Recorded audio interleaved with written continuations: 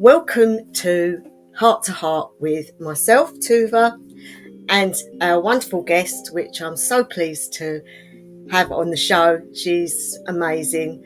And if you don't know who I'm talking about, it is Aurora from Lavender Hazelwood Witches.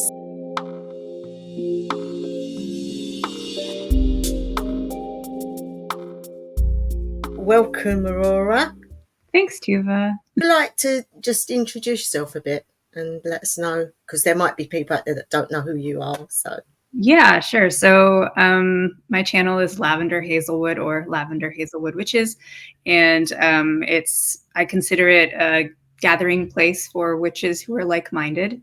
And I guess when I say like-minded, that could mean anything from interest in animals and animal welfare, green witchcraft, some hedge witchcraft, just basically, magic and anything in the liminal, and also just kind of like, I suppose, hopefully being able to put out voiceover and videos where hopefully I can have somebody think about something differently. So those are my that sounds really good.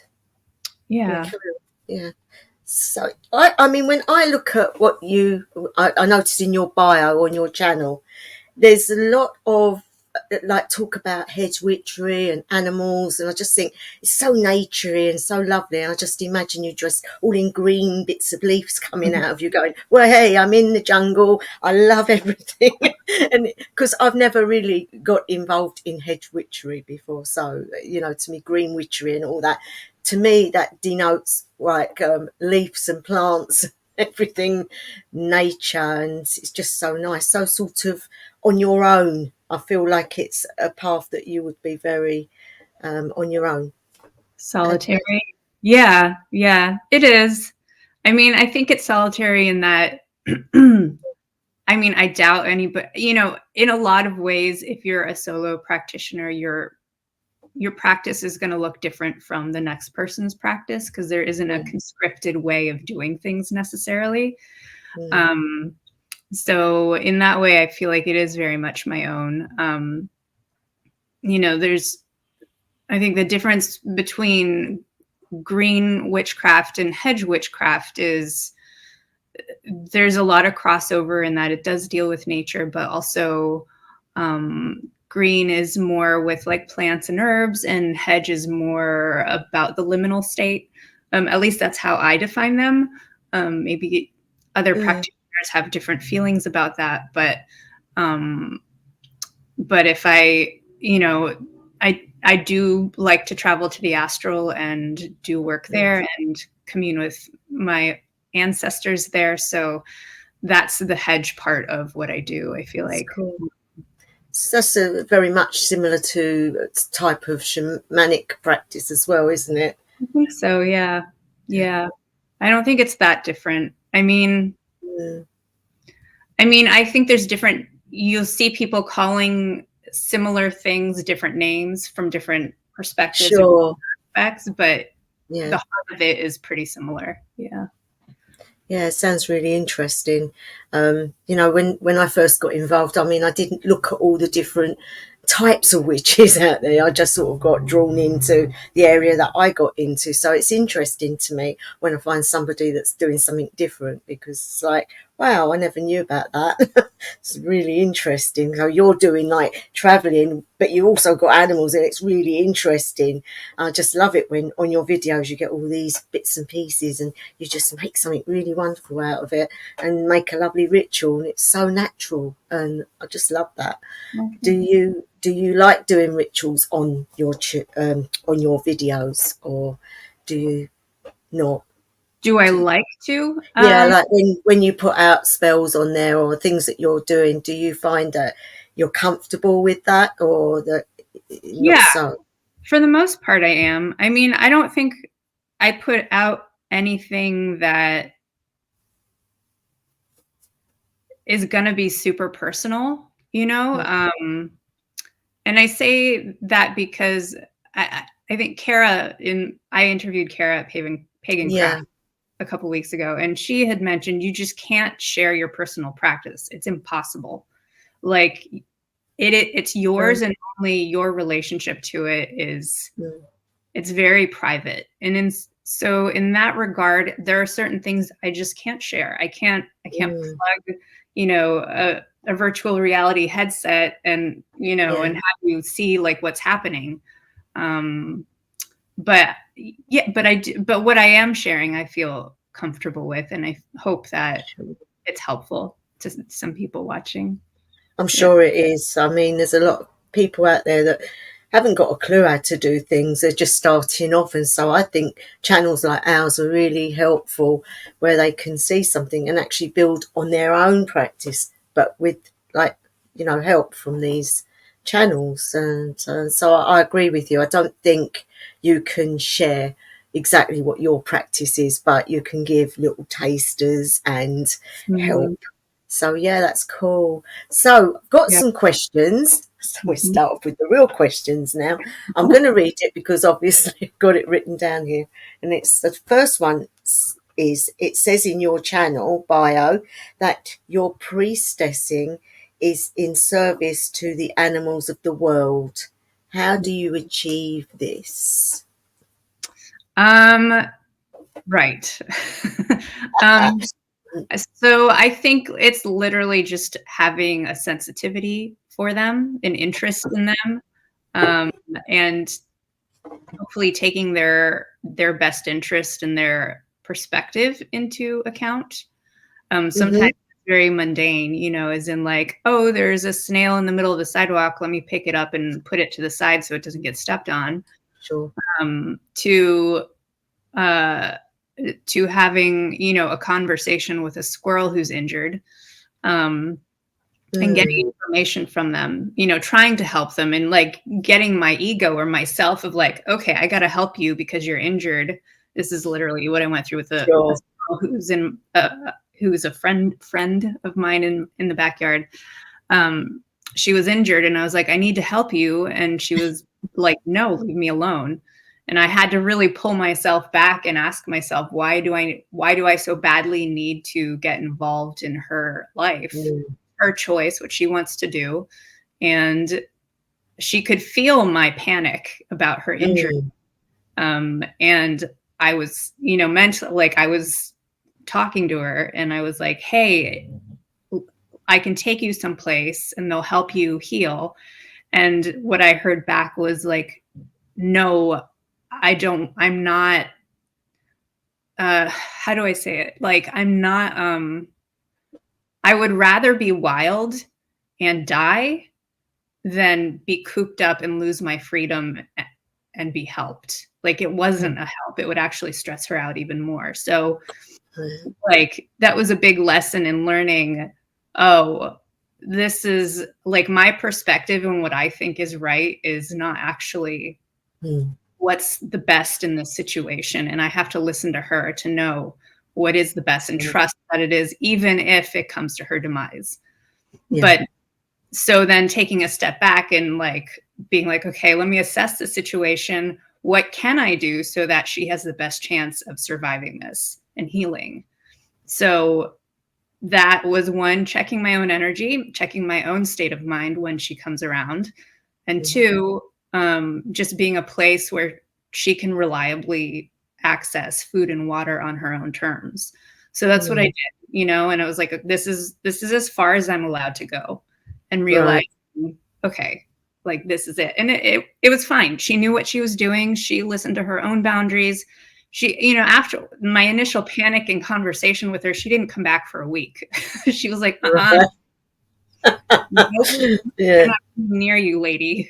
You're Oh, and that's interesting. That is a really interesting thing that people don't think of. And we just sort of take over as humans. It's like what we feel rather than what's actually happening. And so, even with humans, if someone's injured, we take over. We go over and say, well, this has got to happen and this has got to happen. Because that's the way we're designed. It's different for the animal kingdom because without us around, they've had to establish their own way of dealing with things. And I suppose we must feel like a bit of an intrusion sometimes. really want to control things, and Yeah. and help and maybe not help, sometimes be destructive, but like trying to remind myself, like, because I get a lot of anxiety about the well-being of animals, anybody, anything that's innocently being hurt. I'm like, Yeah. I get that about. And so I also need to remind myself that we do have, you know, a cycle of life, and that I have to respect that, and that Mm. life is hard. Life is not pretty necessarily. It's not going to go the way that you want it to go. Like when I Yeah. see a snail that gets stepped on the sidewalk, I get really upset. I'm like, oh, you poor Yeah, I thing. know. I do. I really get upset. Yeah. Or a worm or whatever, a slug. And, Yeah.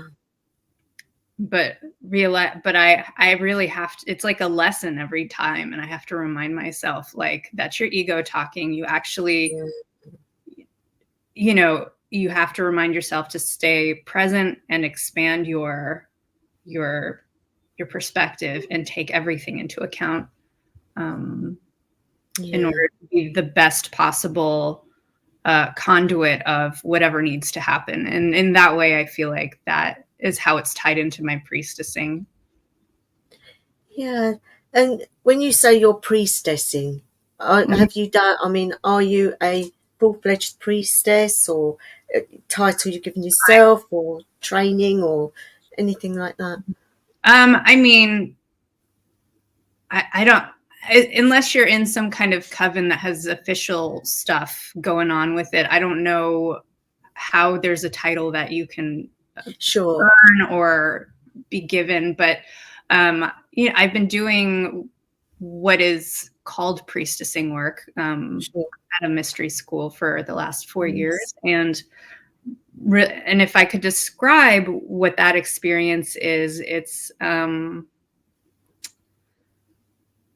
how do you describe it? It's so you're working with the aspect of the god or goddess, I guess goddess, whatever, universal energy that is feminine. Yeah. Um, so part of that is hidden in the mystery, and that you have to accept that, and you can't always name it because it likes to be hidden. It doesn't like to be unveiled. So there's that aspect of it, which makes it a little bit tricky to talk about. But Right. way that I can talk about it is that it's a way of interacting with the world that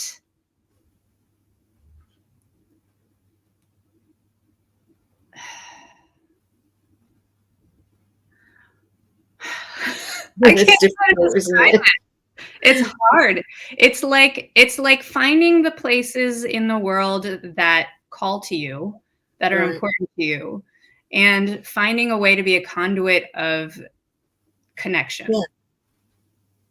if that makes Yes.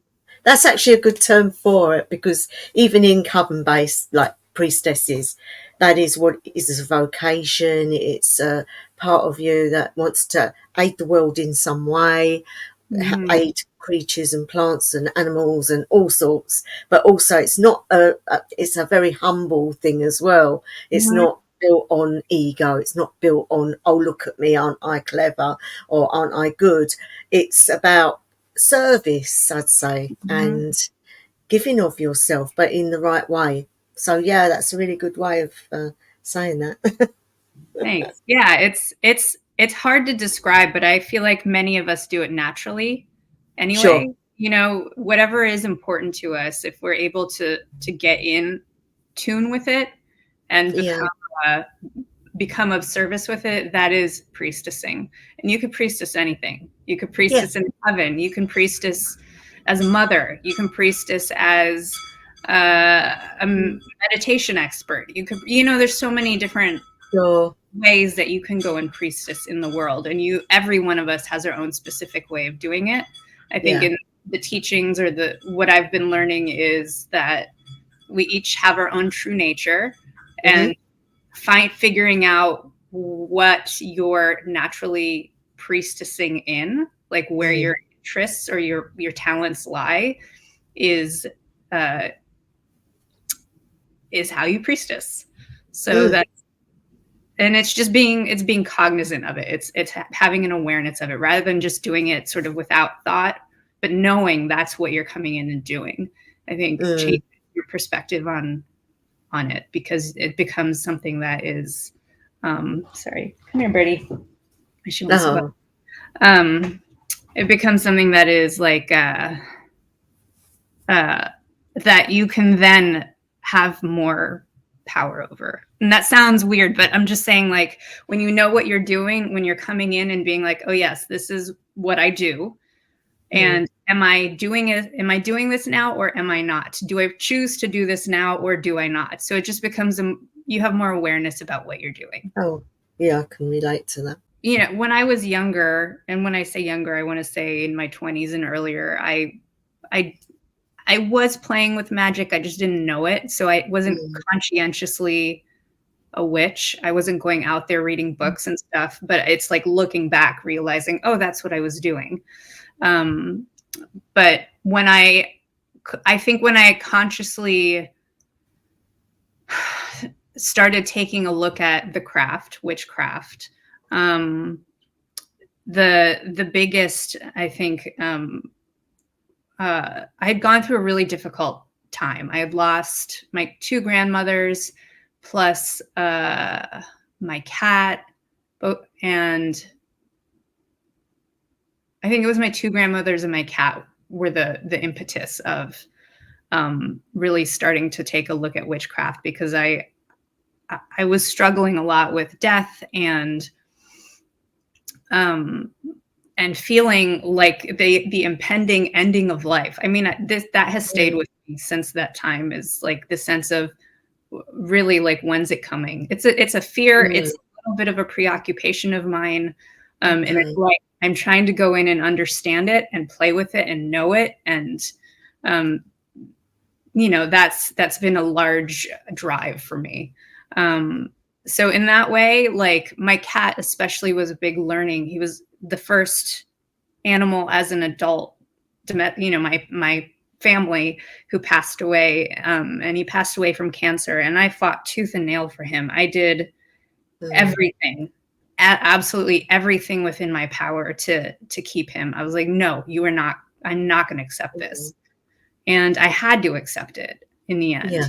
Like there's nothing more I could do. And that was a really big lesson. And that, I think, was really the starting point of me finding my way into witchcraft and being like, there has to be something else. There has to be something that, um, beyond that I can dig into and understand and still connect to him. And um, and my other, and I had a dog growing up too, and other animals as well, but this was the first full on Mm. animal that was mine, that I was taking care of, that was my baby. Right. So so I would say in that way, like, they have been a huge influence in my practice. All of my pets since then who have passed away, Mm, I've needed to find a way to stay connected with them, to not lose the deep love that we shared and yeah. or still share, and a way to feel like they're still with me. So in that has been sort of the biggest influence in, I suppose, my practice, is really just staying connected to them, who are Mm. my ancestors. So that's That's really cool. Yeah, I can relate to that with the ones that I've had, having that connection spiritually, being able to connect with ancestors is an amazing thing. But it's something you have to nurture, I think, over time. But I noticed, like with you, you can speak to animals like myself, but people do it differently. So mhm. how do you hear them in your mind, or do you feel what they're feeling? How does it um, come across to you? yeah, good question. It's part of feeling what they're feeling. Mm, Uh, Sometimes it comes across as a voice, mm-hmm. like I'm just having a conversation in my Yeah. head. but oftentimes it's feeling what they're feeling through their nonverbal communication. Yeah, yeah, that's So how I. Mm, yeah, so mm, it might be like looking at their body language or how they're, like if, for instance, like if a squirrel is, I've come to know just from watching and interacting with them, if a squirrel is like mad, they freeze. They don't have good eyesight, so they freeze, sure. and they're sending almost like a full body antenna out like this around them, All right. waiting for they're on high alert, waiting for something to move so that they can respond like this. And Right. but sometimes they don't know what's coming at them, so you have to know when they're in defense. I mean, I've been bitten and scratched, so this All right. learn like you know Sure. they're like, damn dude, they have really sharp I nails. bet. um uh so it's like getting a sense of what their body language is saying and then interpreting that in my own being. So, when they're chattering, they're like chit, chit, chit, chit, chit, chit, chit. They make these like really fast staccato like sounds coming out. They're upset about something. If they freeze and they've got all of their senses heightened and they're waiting to react. And when they're Mm, in those modes, okay, they've either sensed something that's going on, or they're afraid of you, or they're afraid of something else. So you can kind of start understanding with their nonverbal communication and their energy what is happening with them. Um, that's like the first step, I think, and the easiest thing to kind of pick up on in terms of like yeah. picking up on energetic signals or what's coming out of them in terms of like an emotion or a feeling that they're having. Yeah. Um, then it can go beyond that, which is if you can get their attention and have a conversation with them. Mm-hmm. I mean, it might come to you in different ways, but it could be a literal conversation like I had with Wilhelmina, which is like basically, no, leave me alone. Or it might come up as a feeling, which you need to interpret, or symbols, depending on Yeah. how you get information, because, we all Mm. get information differently. So it could be, Exactly. Yeah. yeah, and Yeah. it's not even just information differently. Like it could depend on your moon cycle, like where you are in your moon cycle. So you're getting information differently. They're sending information differently, and it's sort of like a Mm.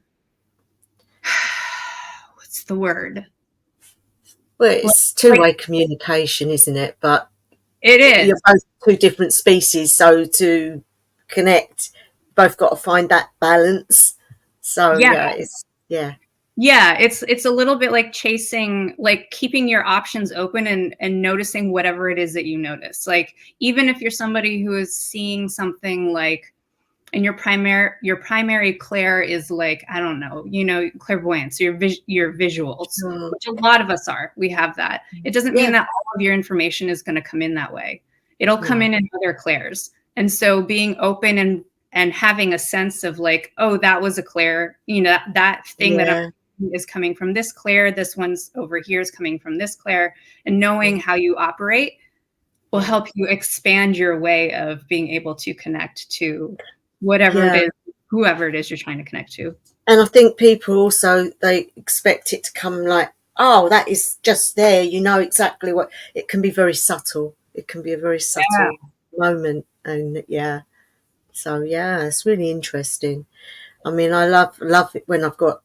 Sometimes when I used to walk around the park and people would come in with the little dogs, the really small ones on leads, and they would stop and look at me, and I'd like telepathically I'd be speaking to them, and they'd be like, and speaking back, and the people would be going, "What is she doing?" But the dogs would then come over to me, and one woman used to get really spooked out because she said, "There's something very wrong with you." I went, no, And that's you. not really. It's just natural.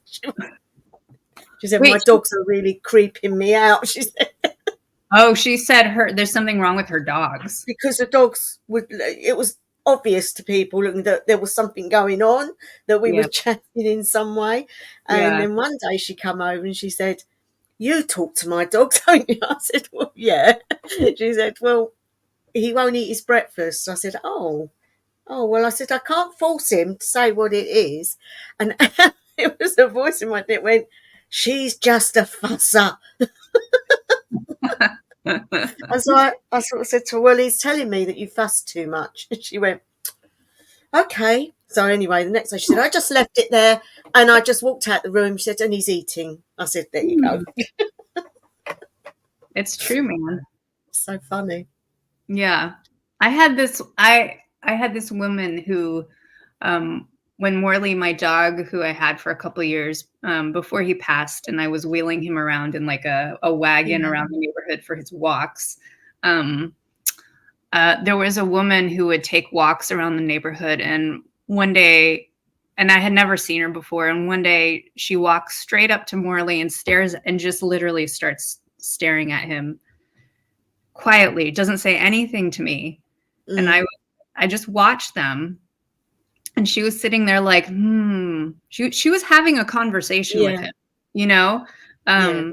And she her eyes started tearing up, and like her heart burst. I could feel the energy from her heart like expand like this out of her body. Yeah. And she looked at me and she's like, he loves you very, very much. And Oh. she was like, you're the he doesn't want to leave because you're the best thing he's ever had. And I was Oh, that's so like, sweet. oh, Yeah. I'm gonna Oh, cry bless. right now. Oh, um yeah. and I, and it was just, and anyway, I'm like picturing this interaction that I had in my head with this woman that you're doing probably with these other dogs too. Yeah. Yeah. It's true because you don't, when you get absorbed, you forget about other people around you. You know, Mhm. So one day I was walking along the shops, and there was this. It was quite a big dog. I don't know. I think it was probably an Alsatian, and he turned his head, and it was almost like he's going, "Oi!" So I'm looking for this. He's going, "You!" And there's this dog staring at me. So I looked at him. I went over. I said, "Can I stroke him?" The woman said, "Yeah, yeah." So I start like that to him, and then he's telling me all his woes, all Aw. the things that had upset him that day, and like they were silly things, but they were things like, "I don't want to be here. All these people everywhere. I want to be at home." And I'm going, I can't help you with that. Tell her, tell her. It's like when I was doing clairvoyance, when I do the mediumship, you get people in the store or something, and you get a message, and go and tell them. And I'll go, well, I can't really just go up to a stranger and say, by the way, blah, blah, blah. And this woman wouldn't, she goes, just go over and say gladioli. I went, pardon?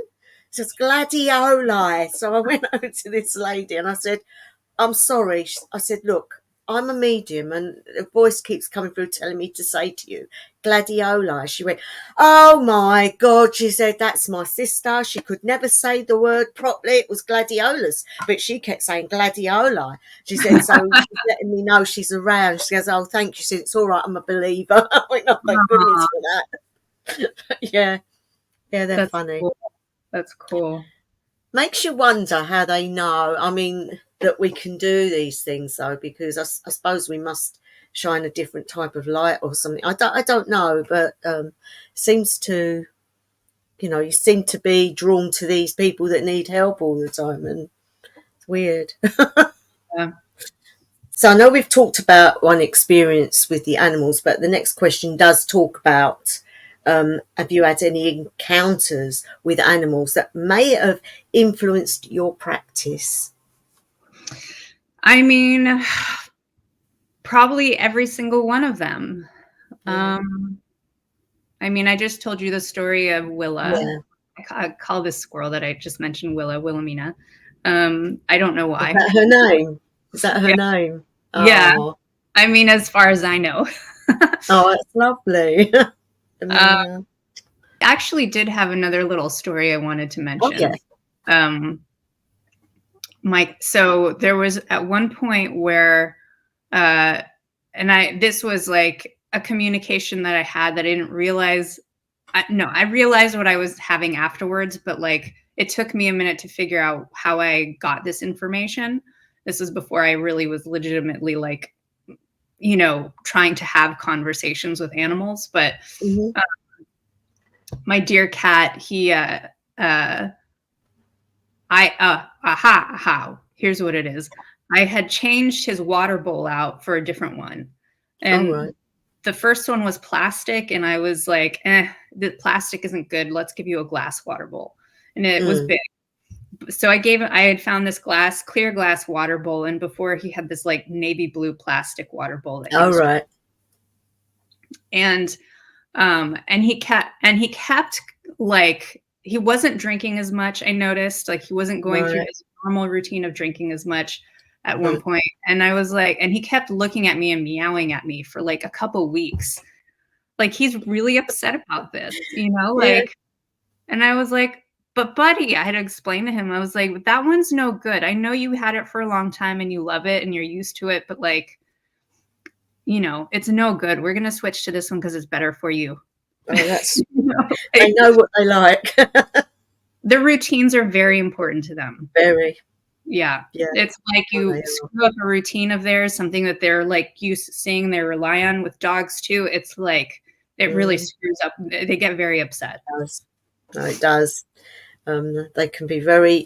What's the word? It's like I gave Pharaoh a pair of my slippers because he kept nicking my slippers. So I gave him a pair of old ones. But every time I go out, what do I find when I come back? He's got one of my slippers and it's in his bed because that's the one he wants. That is it. He don't want the other ones. And it's like Yeah. his routines. If he doesn't keep in routine, he's mad. He Yeah. gets really upset.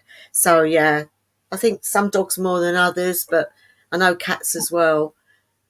I suppose they sense the time of the day and the things that happen during the day. It helps them to know where they're at. So Mm-hmm. yeah, really cool. Can you can you describe any rituals or spells that you might do to aid animals in some way?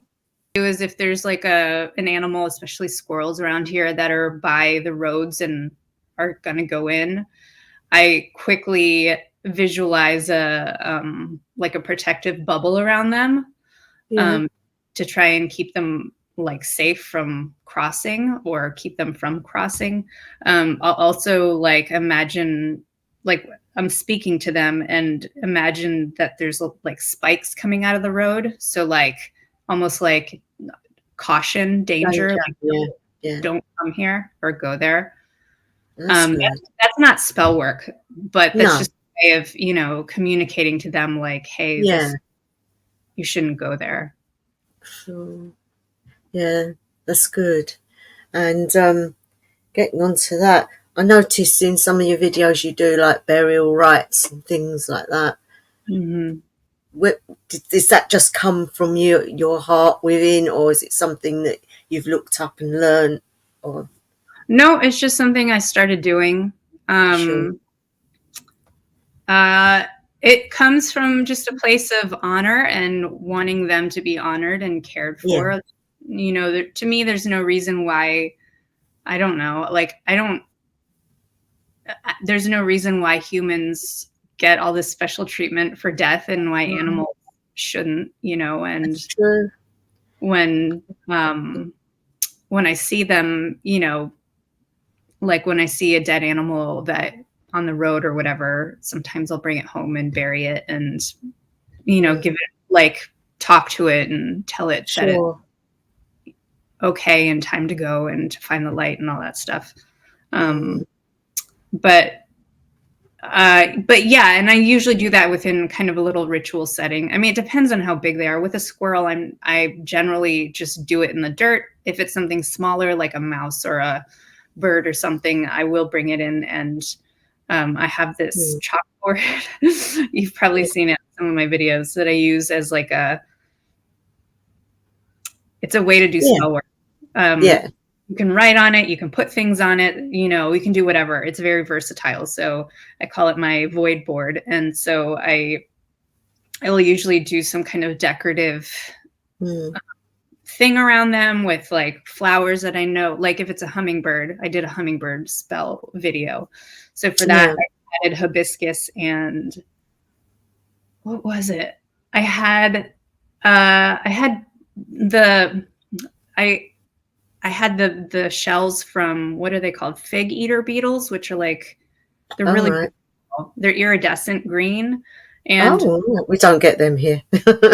yeah, um, they're really beautiful bugs. Are And they? yeah, and when I find them dead or dying, if they're dying, usually I give them a soft place to land, feed them fruit, because they can't fly anymore and they're just kind of barely hanging on. So Sure. I give them a little sanctuary to die peacefully, and Nice. but then I usually hang on to their little shells, their little exoskeletons, because they're so pretty. And Oh. and I love these bugs. I know it's weird. It's a bug, but No, I it's love. not weird. It's not weird. So I have a jar collection of them, of these exoskeletons from these, Right. and I talk to them and I use them in spell work too. That's And good. yeah, and specifically with hummingbirds. Hummingbirds, well, birds in general are attracted to things that look like them. Sure. So if you're wearing, like, an African gray parrot, if you're wearing gray, they're going to be like, "Ooh, you're part of my flock," or whatever. I had an African grey bird. I know what they're like. Yeah. Yeah. Yeah. So if you are similar to them in some way, they're attracted to that. And these iridescent beetles have a similar color to a hummingbird. They Right. have the green iridescent. Some of them do. Some of them Yeah. are other colors. But so I was like, oh, actually, I think these guys would be a perfect companion for this hummingbird to cross over. So, All um, right. like, okay, I took 4, put them in the 4, the north, south, east, Yeah. west, and Yeah.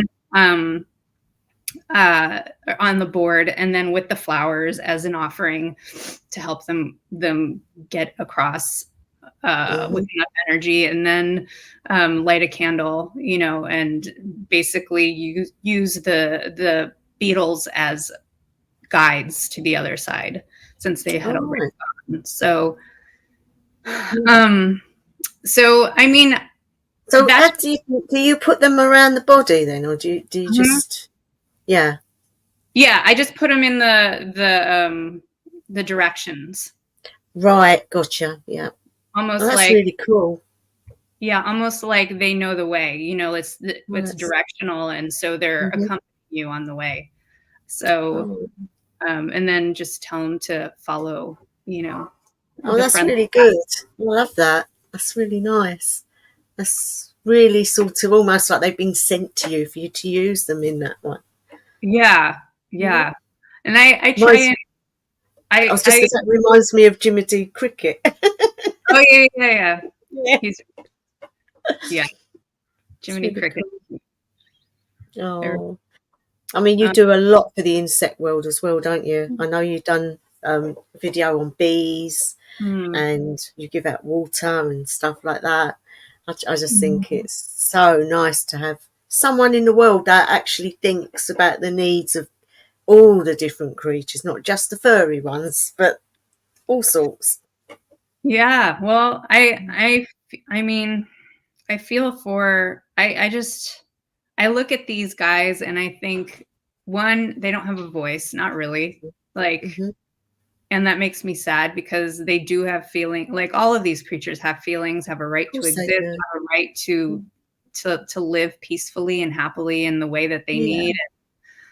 We don't listen, and it makes me sad, and it has ever since I was a kid. That Mm. I remember at like 7 or 8, I learned about gorilla poaching in Africa, and I was Oh, horrified. I was like, they collect their heads in their hands. I'm like, for what? For, like, I could not wrap my mind around it. no. It made me want to throw up. Yeah. And um and that really, like, seeing that kind of injustice and that kind of treatment Mm. for the wild beings, like, it makes me sick. And so I almost, in a way, feel like it's my duty to be the antithesis of that, and to You're offer them doing. almost like You're make, doing your bit. In other words, you're doing what you can do, and yeah, the yeah, world is a big yeah, place, and you can't do everything, but you're doing what you can. Yeah, yeah. And I know it's a big task, but I'm like, it's my duty to turn this around, and I can do what I can do. But that's how I feel. Is I agree with I you. yeah. Mm. I find I just can't bear to hear of anything that, when things come on the telly, or even on YouTube, you get an advert come on. I just think, oh, I can't understand how people can be so cruel. And Yeah. I mean, these poor animals, and they're so. I mean, you get a dog that's abused, and the dog will come to a human and still be friendly, and you think, my gosh, how can they be so open to that? But they're forgiving. They are just so loving. And I mean, our Graham Bob, had been terribly abused, and when we got him, he couldn't even sleep at night without being in distress, and Mm-hmm. big court case and everything. And we watched what he went through, but we gave him everything we could, and right to the end. And I Mm-hmm. think he showed so much love to us. Mm-hmm. And I just can't bear the thought of when people talk about greyhounds, they don't realise the injustices that greyhounds go through, how Mm-hmm. they're treated, even by veterinaries, even by places that are supposed to be there for animals. Mm-hmm. And, well, I went on sort of a year where I was just so angry about it all and getting involved in it all. And I just thought, I've got to stop, because it's Mm-hmm. not getting anything's changed. All I can do is give love to greyhounds and help them. And that's what I'm doing now. But yeah, but as you say, even a snail on the wall. I mean, I might have said the story once before on my videos, but there was a snail on the wall, a pebble dashed wall, and I was getting this old lady, because I worked on the ambulances, and I was getting this old lady with a walking stick down her stairs, and she saw it on the wall. She got a stick and she went to beat the wall, and I went, "Don't you dare!" Smacked her hand. Don't. And she goes, "It's only a snail." I went, "And you're only a human." I said, "But I treat you both the same, so leave it." So I got the snail and I put it in the grass. Yeah. And she, apparently, when she got to the place, she complained about me for being horrible to her. And I said, "No, I was just saving the life of a snail." Yeah. I know. And that's a lot of people have that kind of response, is like, they're nothing. And I know. I I I 100% don't agree. And it's not that my actions are like, I mean, we live in a world that does not believe in equality for animals and people. Exactly. Yeah. So clear, it's not like my actions are 100% clean, but I try and be as cognizant as I can of the choices that I make in terms of the products that I buy. And Hmm. I mean, I have animals, and some of them are carnivorous, so I do have to feed them meat. Yeah. Which is always like, I'm at the grocery store and I'm like, I uh. know. I'm like, Yeah. yeah, that's a responsibility you have when you own a carnivorous animal. It's like, you have to make those choices, and you made a choice by adopting, this particular cat or dog. Sure. Yeah, that's right. I mean, that's what they eat, so there's nothing you can do about it.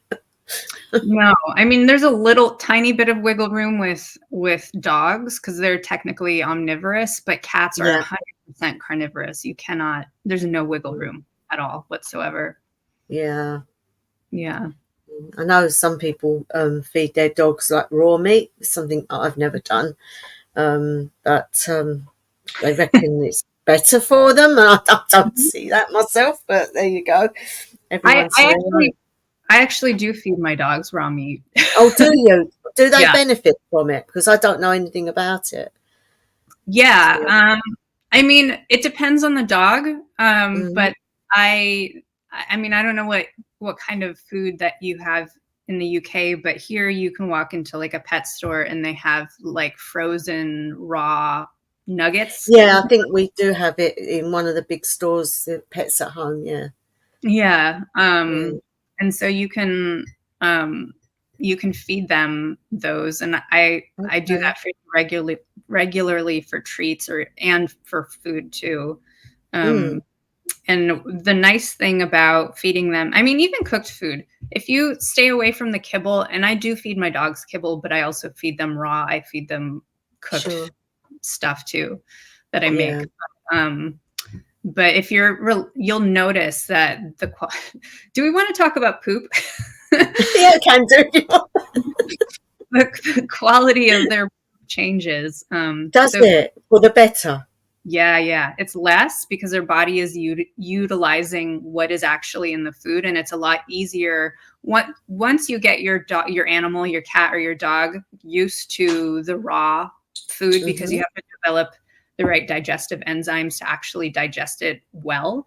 But once you Right. get past that, um, their body utilizes more of what is being taken in, so they excrete less, so they poop less. It's like the Okay. volume of their poop is less. Yeah, because what happens is with things like kibble, there's a lot Mm, of fillers that gets put into the kibble. So I mean, depending on the kind of kibble that you get, but let's say your average kibble is like, I don't know, let's say it's a beef, some kind of grain like rice or mm. barley, I don't know, corn, whatever Yeah. they're putting in it. Yeah. Um, that filler, the grains are actually what their body is not using. So it's basically going through them, taking out the sugars to give them a little bit of energy, and then going out the poop hole. Sorry, Right. and Gosh. Yeah. as waste. Um, so they're not actually utilizing very much of like what is put into the kibble. So if you move them into cooked food or raw food, usually the raw food will give them 100% energy. They'll utilize actual meat, muscle meat, or organ, Okay. and Yeah. they're going to poop less and often have less digestive issues, especially with cats. Cats, if you move them to a raw meat diet, and that includes organs and bones too, because they need a full, like cats in general need to have a full round of organs and meat and bones in order to get all of the nutrients that they need. Yeah. Um, they actually have a really high tolerance for even like things like salmonella, which humans can't digest. Like we come in contact Sure. with salmonella and we get sick, but Mm. because they are wild animals and their ancestry is, you know, wild cats who eat raw, they've Right. developed an internal system to be able to digest these things and not get sick from Mm. them. Oh, So that's interesting. How has your practice enriched your understanding of animals and nature? Um, I think once I started looking at, I mean, I think so. So there's a general like sense of looking through a different lens for me in Yeah. which when I look at nature and when I look at animals. But in the same way, I think like you can do the same thing with like plants or aspects like elements. Um, you can kind of get a sense of the spirit of something, like whether it's, I don't know, a brook, like with water traveling through it, Mm. um, or just your rosemary plant outside, or Mm. the tree that's in your yard. You kind of get a sense of their personality just by observing them and looking at them. But I think that sense of like, let me look for the spirit in these is something that Yeah. I've learned rather than just seeing it physically for what it is. Right. Um, so in that way, I feel like they have informed my practice, or my practice has sort of shifted and been able to see them a little bit differently. Mm. if that Being you're makes sense. connected to ancestrals and everything, do you feel that you're never alone? Because that's something, when I work a lot with ancestrals, I always feel their energy around me. Mm-hmm. Do you get, or do you only get it when you go to an ancestral altar, or is it something that you have to work with to feel? I think so. I think it's for me, it's a matter of focus. Uh-huh. So, um, if I'm not thinking, if I'm immersed in something else in my life and I'm not thinking about it, then I'm Hmm. not focused on them. But if I Sure. think of them, and I feel like the second I think of them, then it brings up their spirit, right? Yeah. So you're able to tune into them and then hold on to that spirit and focus on that and then have a conversation and get whatever it is that you need from them. Hmm. Um, Even if it's not a conversation and just being Sure. with them. Because I think that for me is a big part of my practice. And it isn't about like, how can you help me solve this problem? But it's more like, how can I reconnect to you and Yeah. feel you again and feel reassured by that? Mm. You know, Yeah. and See. that's not always the case. I mean, like my grandfather has definitely come through a lot without me. Mm. Um, and I that he was so outside of my animals were sort of the gateway into the spirit world in a lot of ways, but because I wasn't really open to seeing human or interacting with Right. human spirits.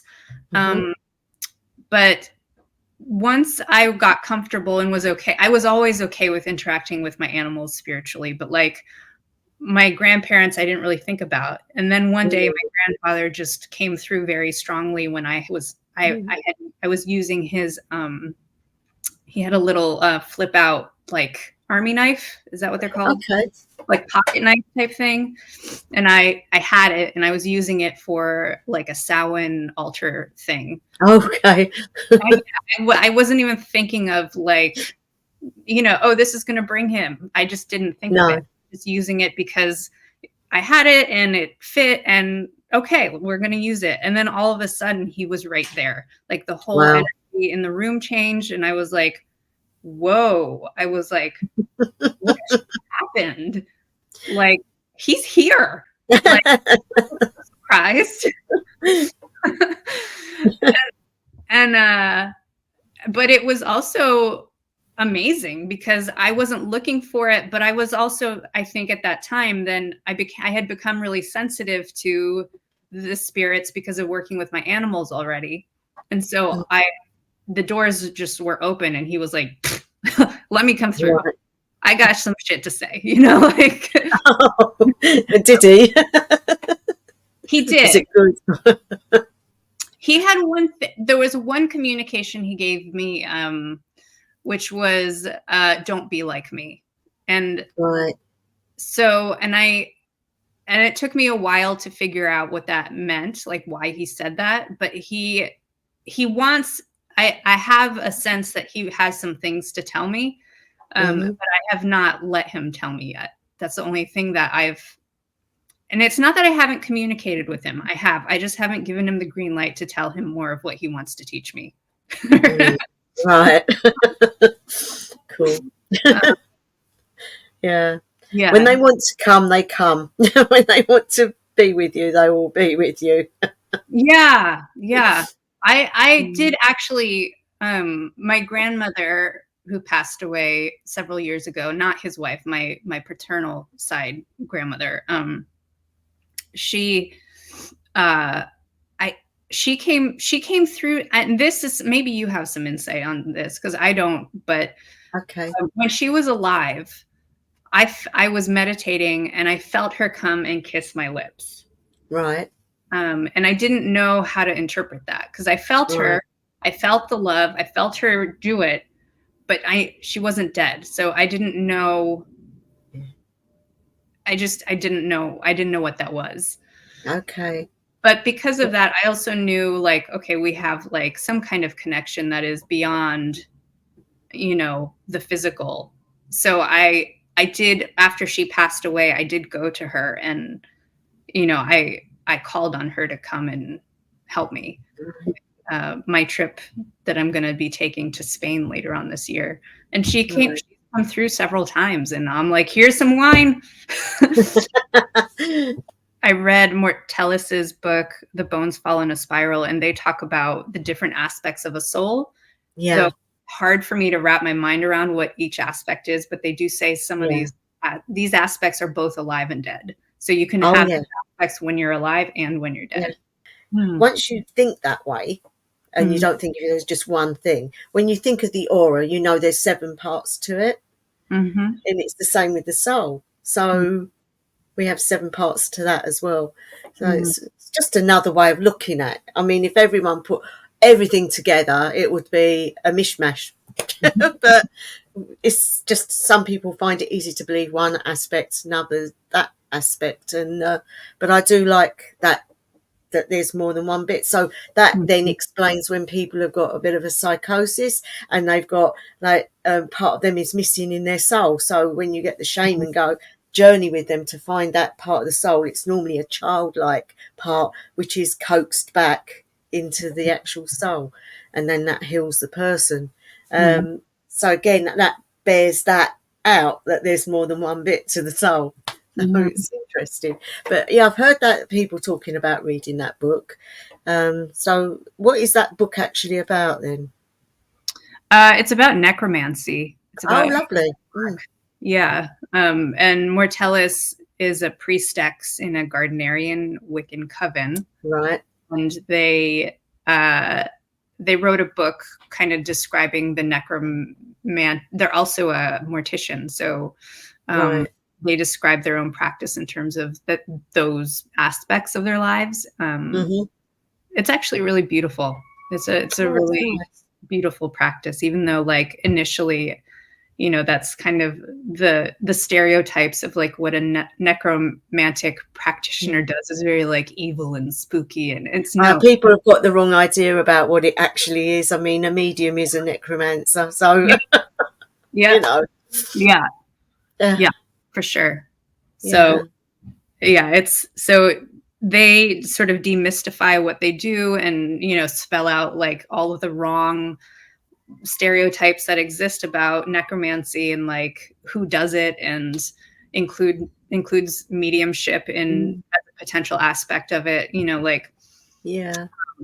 and describes their own practice and how Oh, they that's really interesting. work with it. Yeah, it is very interesting, and it's I'd like something to get that on audio book. I'll have to see if I can get it on audio book. that, Yeah, it'd be interesting to have.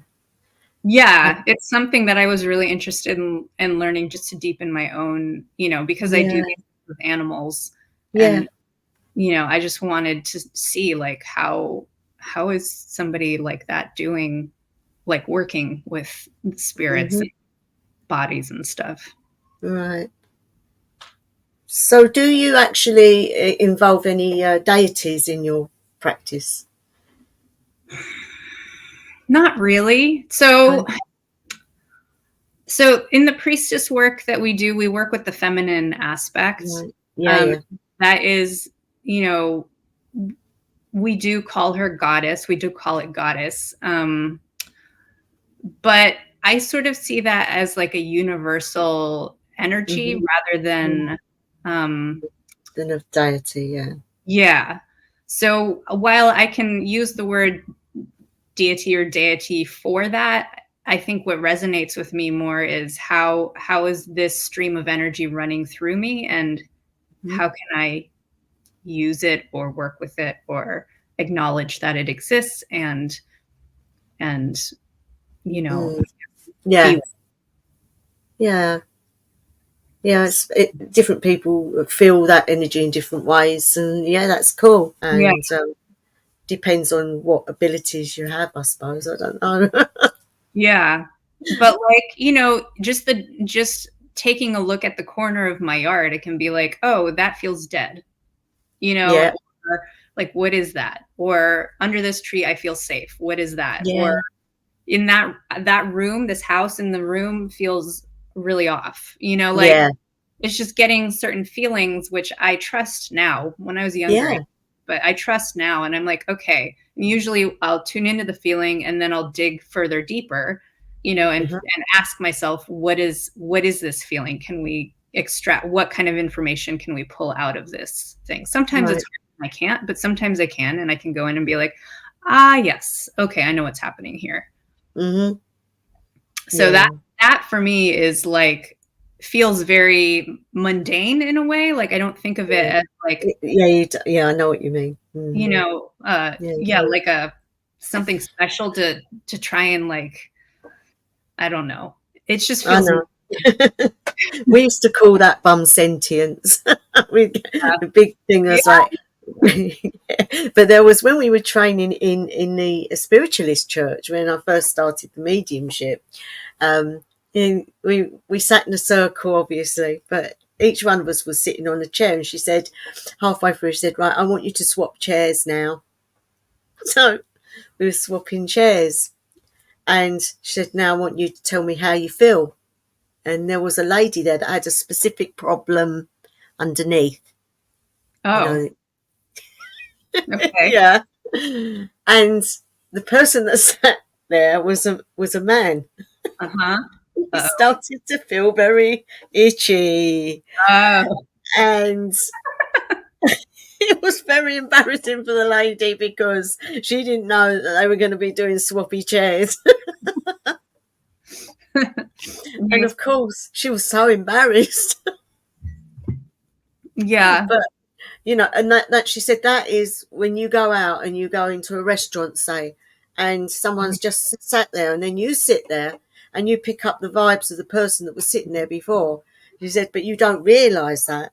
And so that can alter your evening because it Mhm, depends what they felt like as to how much is it you or how much is it that.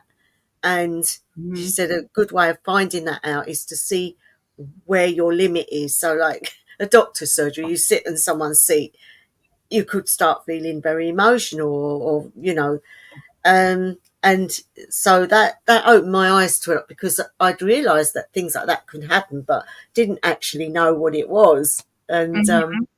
so yeah, we can just pick things up even by looking at someone.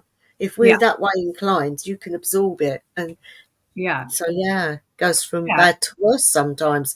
Someone's energy is really, really like vampiric. Mm, You could end up then. You've got that. I think I did a video on that. Where somebody can just drain you so mhm. quickly, and they Yeah, don't know they're doing it. That's the thing. yeah, yeah. Mm. No, I feel like, I do the bum sentience. I definitely understand, and I'm thinking of like, I so like I used to go to, I mean, the pandemic like stopped these things, but I used to go to clothing exchanges Oh with, yeah. a group of women, and we'd all bring a hoard of clothes and then swap. And I remember trying on a pair of pants, and like physically, I looked at them and I was like, they look cute on me. Like I like them, but like Mhm. the way they felt, I was like, there's something up with these pants. I don't know what's wrong with them, but I don't like them. I don't like the feeling of them on my body, you know? I was Yeah. like, something like, not good with these pants. And so I know I feel that way a Yeah. lot. I mean, it's so much easier to pick up information from personal items, Oh from gosh. literally, yeah, from literally just the way they look to, to have just, I mean, it just emanates. Yeah. Sure does. Oh dear.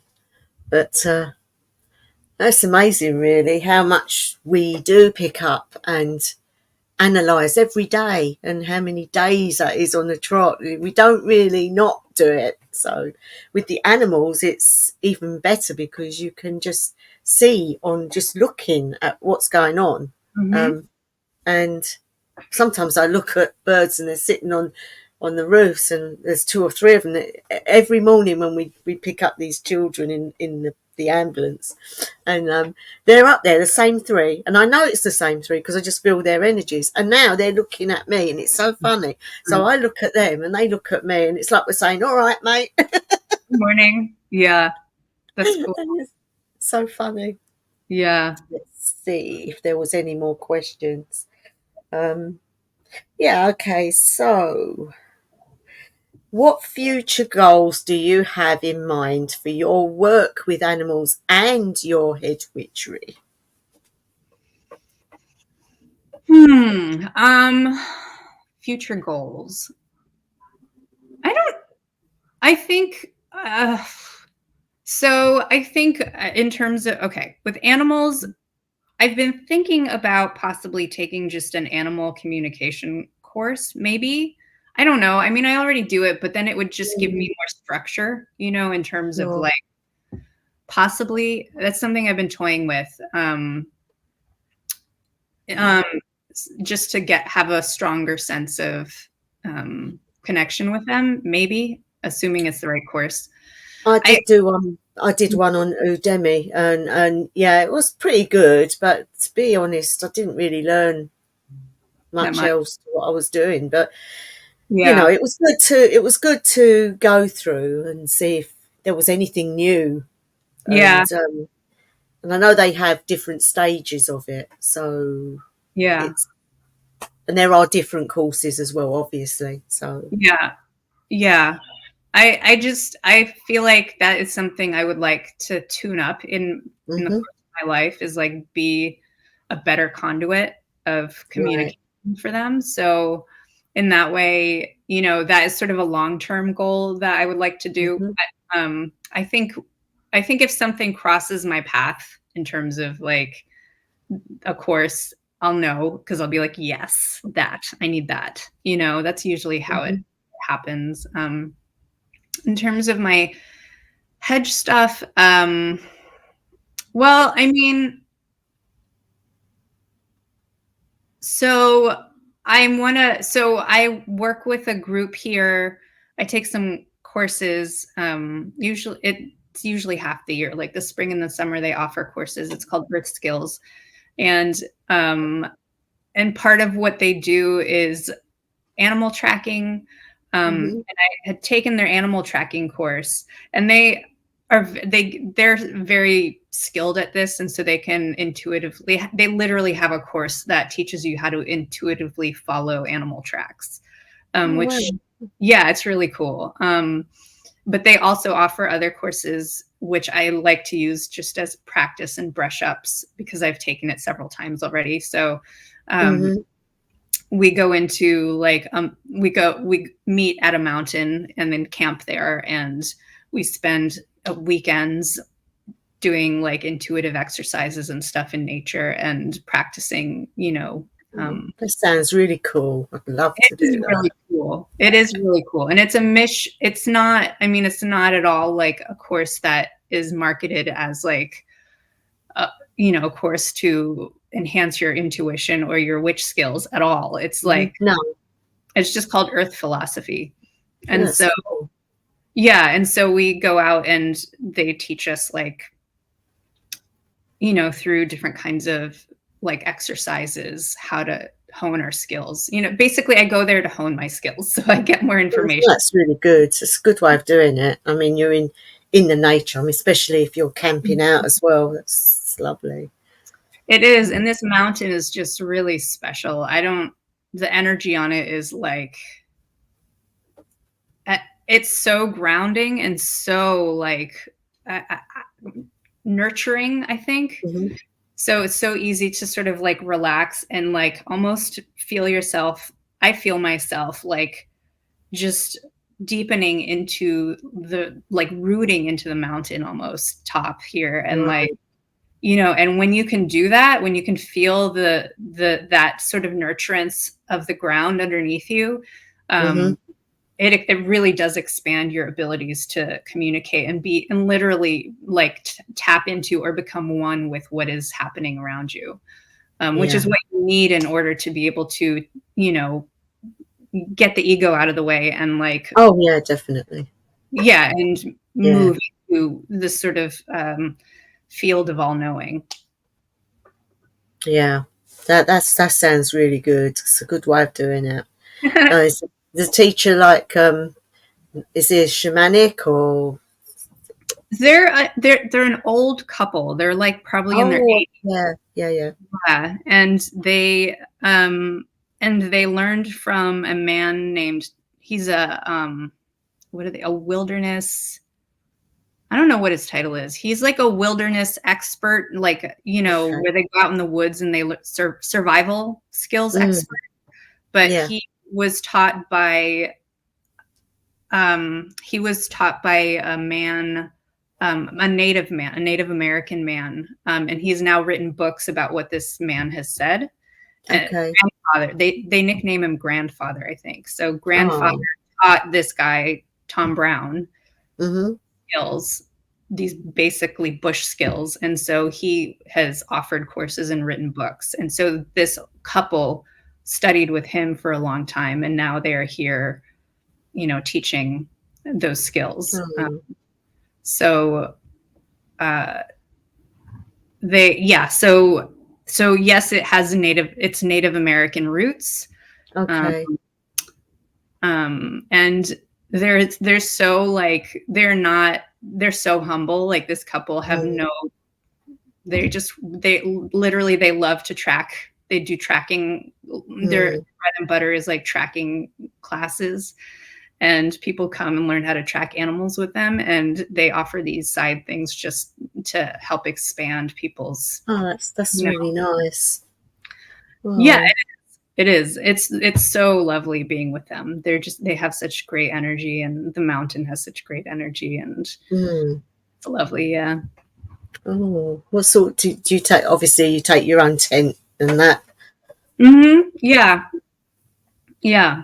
I we we yeah, we take our own tent, but we have a collective campfire and food Nice. stuff, and yeah, it is nice. And they take us on journeys, um and help set up. I now have, the last time I went, so when they take us on a journey, we do it with a drum, and then they take us down into what they call our medicine place, and which I set up years ago. Some, for people who are new, they're just setting them up, but like, that's now the place where I go visit to Mm-hmm. ancestor work. And Lovely. yeah, and you know, basically where everything that I have loved that has died, that's where I meet them. No, that's cool. That's really. I mean, obviously, for people out there that are watching this, obviously you may differ on that, but people like me and Aurora, we're sort of at home with all the death stuff. But yeah, No. uh, yeah, I think that's all the questions. I think that's all the questions I've got on there for you, my dear. Okay. Well, thank you for the So, chat. Lovely chatting with you. yeah, would you like to tell people about Morley's Fund and all the other bits and pieces? Sure.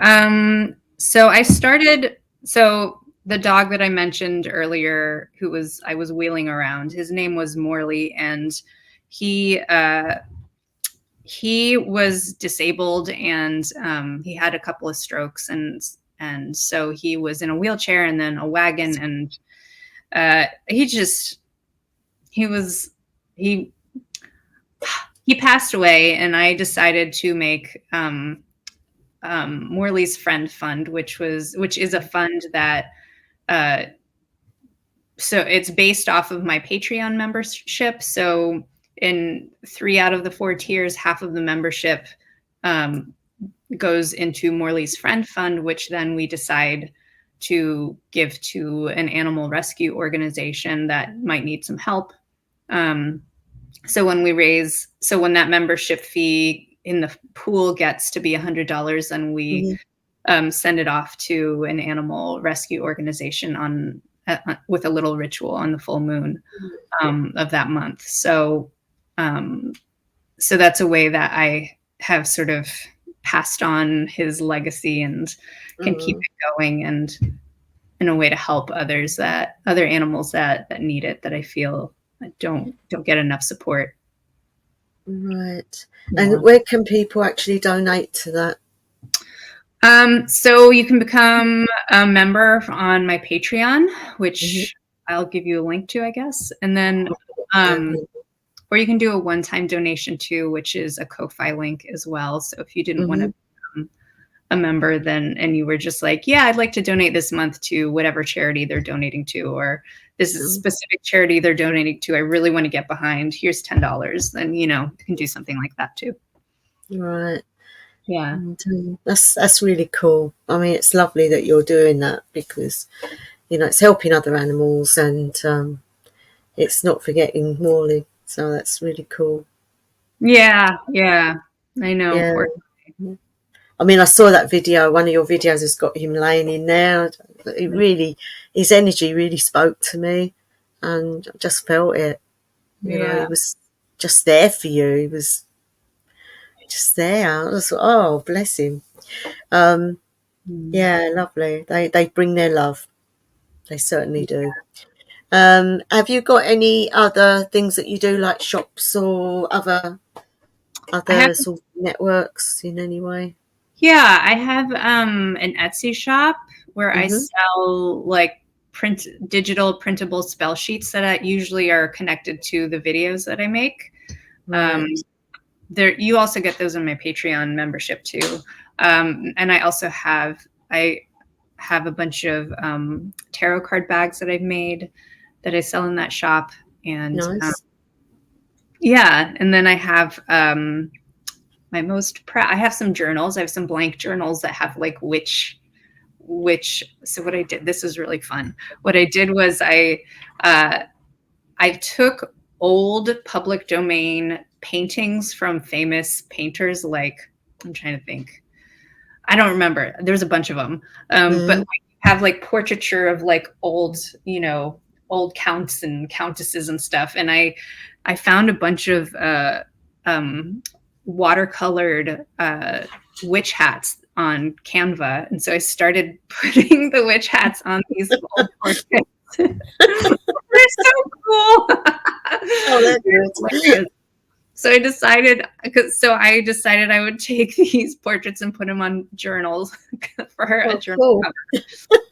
They make me laugh. I enjoy them. I don't know if you will, but I'll have to um, have a look at them. yeah. And then I made a moon journal too. If you're interested in, I mean, it's already halfway through the year, so it's not really Sure. relevant for the rest of the year. But maybe next year I'll make a 2025 one too. That'll Yeah. fall. Um, but you can keep track. It's sort of like a book of shadows, but you can follow it in spiral form or circle form instead of Okay. calendar form. It's a moon calendar. It's called Right. calendar. So Okay. you can follow it by the moon cycle instead. Mm-hmm. Yeah, which I That really sounds find helpful. interesting. That's very interesting. Yeah. Hmm. So those are my So offerings. you've got a Patreon, you've got the Etsy shop, and you've got Morley's Fund, and of course you've got your channel, which, as Mhm. you all know, is Lavender Hazelwood Witches. So, guys, if you want to go over to her channel and give us some love and Thank you.